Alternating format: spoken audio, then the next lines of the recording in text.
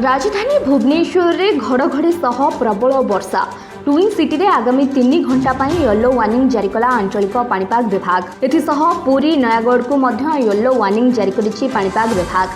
आगामी 5 दिन मध्य सारा राज्य में हालुकारु मध्यम धरण वर्षा लगी रहिबा सह किछि स्थान में प्रबल वर्षा होई पारे। एने सूचना देछि आंचलिक पाणीपाग विभाग सूचना अनुसार गंजाम गजपति रायगड़ा कंधमाल मयूरभंज केन्दुझर और सुंदरगढ़ रे प्रबल वर्षा हेबार संभावना रही।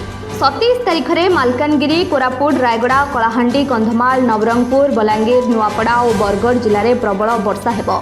सेपरी 29 तारिख में संबलपुर और बरगढ़ जिले में प्रबल अति प्रबल वर्षा एवं अनुगुल खोर्धा नयागढ़ बौद्ध सुवर्णपुर गंजाम गजपति मयूरभंज और केन्दुझर जिले में प्रबल वर्षा हेबार आशंका रही।